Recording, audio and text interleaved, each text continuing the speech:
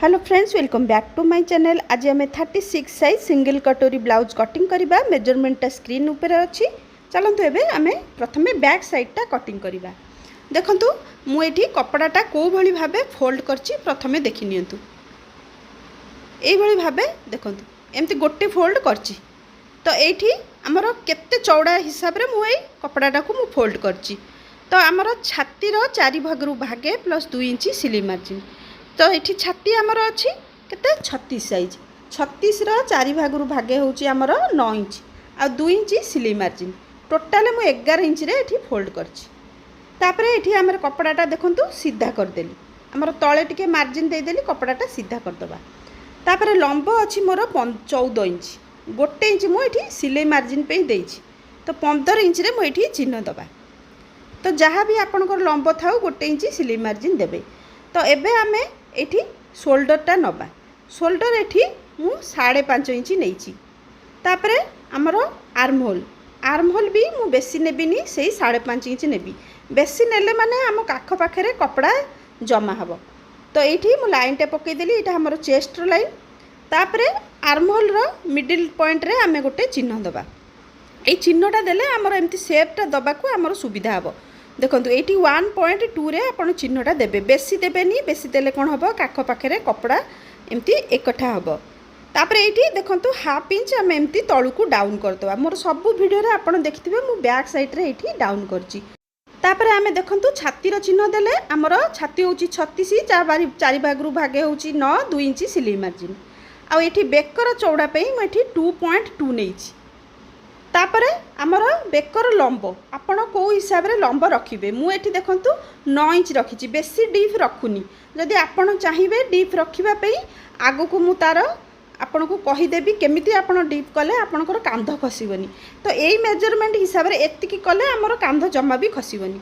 एठी देखंतु हमर 2 पॉइंट नल 3 पॉइंट एठी डाउन कर देबे। जदि आपण 9.5 इंच 10 इंच बेक रखिबे तो मु एठी 9 इंच रखुछि, मोर किछि भी कांध खसिबनी। तापरे एठी देखंतु हमर जेतिकी ऊपर रखिले 11 इंच रखिचे, एठी तळे 10.5 इंच रे दे दबा। माने हाफ इंच हमें तळुकू कम करी चिन्ह दे देबे। सेमिति करि परिबे नले आपणकर जो हिसाब रे जेमति एठी हमर अंटार 4 भागरु भागे प्लस 1 इंच हमर टक्स पे आ 1.5 इंच सिलाई मार्जिन। तो आपणकर सेही मेजरमेंट ही हबो। तापरे एबे कोन करिबे हमें टक्स पे चिन्ह दबो। जोठी हमर 9 इंच हेची देखंतु एठी तार मझी जगहटा बाहर कर दबा। आउ जो टक्सटा सब बेले आमर जो बेकटा आम बनाऊे बेकर तलू रही। जदि आम बड़ बेक करते ता तलू रही। तो ये मुझे 5.5 इंच टक्स देली। आमर हाफ इंच सिलाई मार्जिन रहा 5 इंच रही। आप 9.5 इंच 10 इंच करेंगे तो से हिसाब से आम टक्सटा भी कमिज। तो 1 इंच मुझे टक्स देली, एपटर हाफ सेपटर हाफ। तो ये देखो आमर कटिंग करदे। आमर ये बैक साइडटा रखिक आमर फ्रंट साइडटा कटिंग हम। ये देखो मुझे आपको गोटे टिप्स कहि। जदि आपंकर कांध खसुब तो एमती बैक साइडटा ने हाफ इंच गोटे देखो मुझे एमती चिन्ह देली देकरी एमती तेरछार गोटे लाइन पकेबे आ एठू कटिंग करदेबे। आ केतेबेले कटिंग करेंगे आमर पूरा ब्लाउज कटिंग हो सारा पर जाई कटिंग करेंगे, आग करेंगे। तो देखो एबे आमे फ्रंट साइड चिन्ह दबा। तो आगुरी कटिंग करेंगे आम फ्रंट साइड करवा हाथ करवा तापर जाई कटिंग करेंगे। तापर देखो ये तले आम हाफ इंच आम एक्सट्रा नबा। ये आम फ्रंट साइड रे आउ हाफ इंच आमर बढ़ीगला। बाकी जमती चिन्ह रही एबे आम ये पीसटी को कटिंग करदबा। तापर देखो एबे आम कौन करवा आम प्रथमे काखटा जो आर्म होल टाको ठीक करवा। कारण आमर फ्रंट साइड आर्म होल पाखे तो टिके शेप चेंज हुए।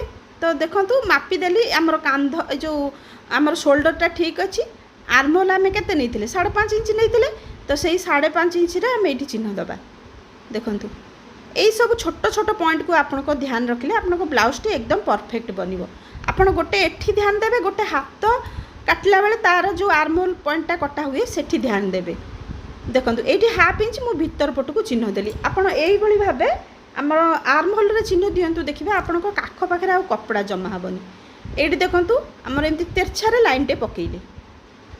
ए लाइनटा पकेले एबे एठू आमर चिन्हटा दियाहब। एठू आमर दियाहब 1 इंच रे चिन्ह। आम फास्ट देइथिले 1.2, एठी आमर 1 इंच रे दियाहला। आ ये जो शेपटा दियाहब टिके भीतर पटर जो लाइनटा पड़ी आमर से भीतर पट लाइन ही दियाहब। एमती भाव देले आमर आख पाखे जो कपड़ा जमा हुए हेनी। तापर आमर चेस्ट अच्छी देखूँ ये 9 इंच चिन्ह दिहला जमती आमर बैक साइड्रे दिखाई ये 2 इंच सिलाई मार्जिन। तो एबे देखूँ ये लाइनटा आम सीधा खाली करदे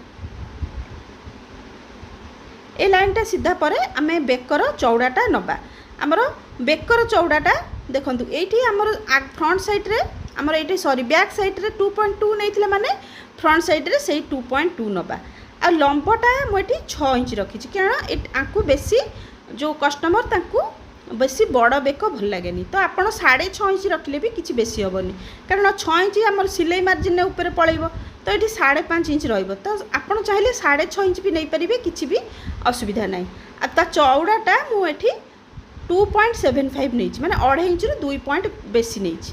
ये देखो कांध भी 2 पॉइंट मुझे डाउन करदेली। एबे आमे रखिबा बेल्ट चिन्ह आ बेल्ट पे आमे कौन करवा आमर ये 14 इंच आमर लंब रही 3 इंचटा आमर परफेक्ट आपड़ 13 इंच लंब जाए भी 3 इंच नहीं पारे 13 इंच रू जदि कम ब्लाउज आपणकर लंब रखिबो ताले आपण आउ टिके कम करिवे माने 2.5 इंच करिवे। तो ये देखो 3 इंच रे मुझे लाइनटा देदेली देखो ये भी मापिदेवा भलसे आमर 3 इंचटा जमती ठीक से रहिबो देखो ये आमर 3 इंच हो गला।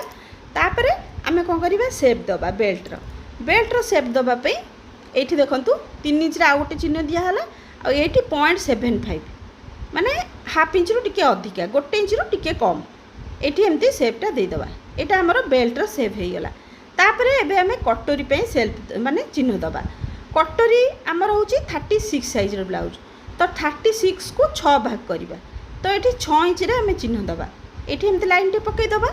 तापर आपण कौन करेंगे ये बेक पाखे रखी 1 इंच रे चिन्ह दबा। तापर आर्महोल पाखे रखिकी देखिए जो फ्रंट साइड आर्महोल पाखे रखिकी देखिए आपण सेपटा कौटी भल बनूची 2.1 ना 2.2 पाखे ही सेपटा आसीबो आपणकर ए चिन्ह भितर जो आसीबो। तापर देखो ये आमर सेप देदेले यहाँ हूँ आमर सिंगल कटोर सेप आ डबल कटोर आपन कौन करिया पड़िबो आपण से वीडियो भी मुझे देखी आपन को। एबे देखिबा कौन आमर ब्लाउजटा सिलाई हो गला पर यही जगहटा टिके जाकी जुकी है भाया रहे कपड़ा टिके देखा जाए तो ये एमती ऊपर को हाफ इंच ऊपर को टेकीदेवे यही पार्टनटा आमर कटिंग हो गला पर से जो जाकी जुकी जो कपड़ाटा रहे सेटा हेनी तो यहाँ कटिंग बेले देखिए आमर केमती भाव कटिंग होउची। तो एबे चलतु आम ये पीस गुड़े गोटे गोटे करी कटिंग करवा।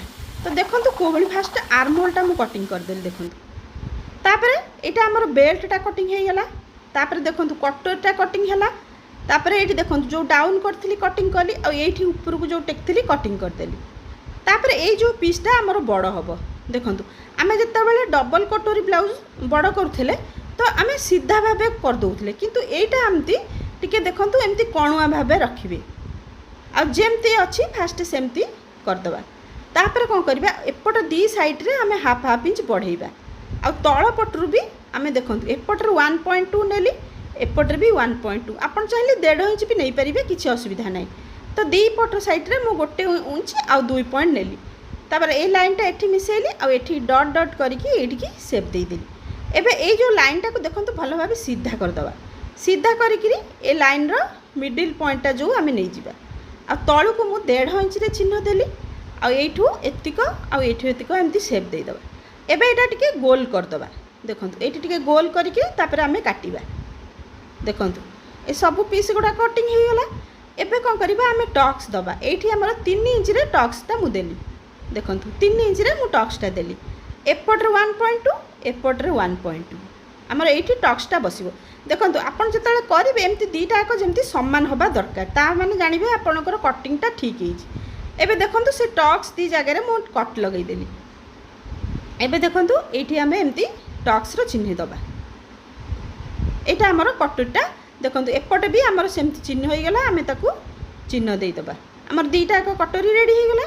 एबे आम हाथ पे चिन्ह दबा देखो एठू एतिक फास्ट मापिबा केते हला 8.5 इंच यहाँ मन रखा तापर जाकि आमर ये जो ये पीसटा जो हाफ इंच आम करथिले ताकू आम कटिंग करवा देखो 8.5 इंच मापी थे आ 1 इंच आम सिलाई मार्जिन दबा देखो ये चौड़ाटा हाथर मु 9.5 इंच रखी आउ ब्लाउज रे जमती गोटे फोल्ड करी ये भी सेमती आमर गोटे फोल्ड हो कपड़ाटा देखो तले टिके असाइज अच्छी मुझे साइज करदेली तापर एठू आमर कटिंगटा हो तो देखो यहाँ आमर असाइज थिला ताकू आमे फास्ट कटिंग करदेबा।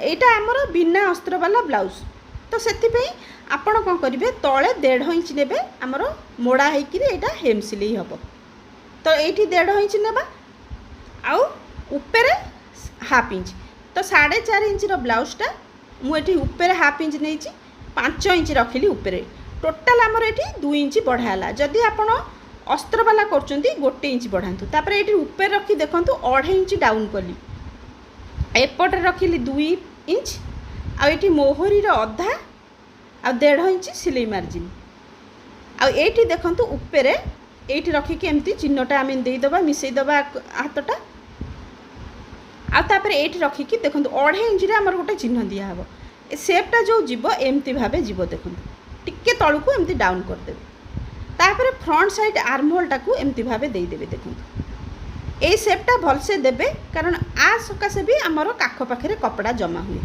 देखो यहीटा कटिंग हो गला।